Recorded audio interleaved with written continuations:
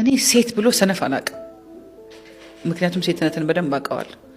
ሴት በተለይ ለልጆቿ ከሰነፈች፣ ለራሷ ነፍስ ከሰነፈች፣ በጣም ሪስፖንሲቢሊቲዋ የእሷ ኃላፊነቶች ለሚባሉ ነገሮች ከሰነፈች ታማለች።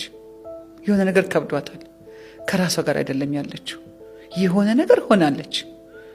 አየ አንዳንዴ ምን እንሆናለን? ልክ እንደተጋቡ ይወለዳል። ልክ እንደተጋቡ በሁለት ወር ምናምን ተረግዟል። የዛችን ሴት ቤስት ፓርት አያየውም ያ ባል። ይሄ ቤቷን መጠብቅበት፣ ቤቷን መታጸዳበት፣ ከዛ ልጅ ይመጣል።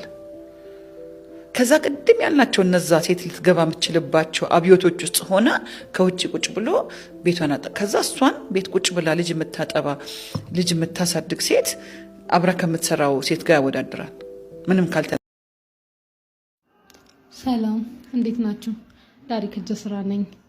ዛሬ እንግዲህ ይሄን የመሰለ አበባ እንዴት እንደሰራውና እንዴት ፕሮሰስ እንደሆነ በቪዲዮዎች ላሳያችሁ መጥቻለሁ። አብራችሁ ተከታተሉኝ። ፎሎ ያላረጋችሁ ፎሎ አድርጉ፣ ላይክ፣ ሼር፣ ኮፒ ሊንክ አድርጉ ማለት ነው።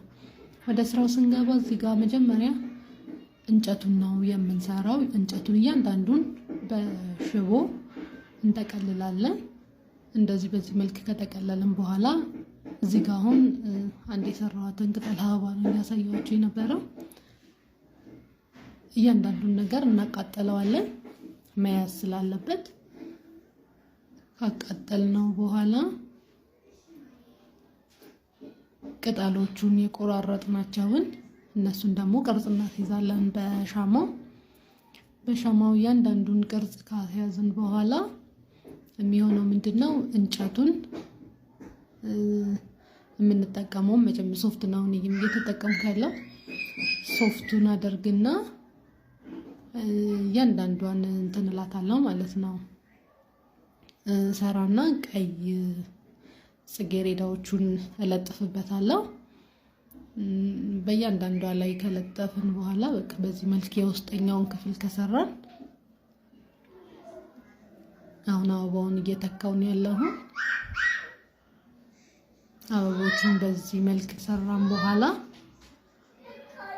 ፋይናሊ ይሄኛው ሪዛልት ይሆናል ማለት ነው። ስራዎቼን ከወደዳችሁት ላይክ፣ ሼር፣ ፎሎ ማድረግ እንዳትረሱ። አመሰግናለሁ። ሰይጣንም ይፈተናችሁ፣ ሰውም ይፈተናችሁ። እየተፈተናችሁ ከሆነ ግን አንድ ነገር አላችሁ ማለት ነው። ሲጀምር እኮ ድንጋይ የሚወረወረው የአቮካዶ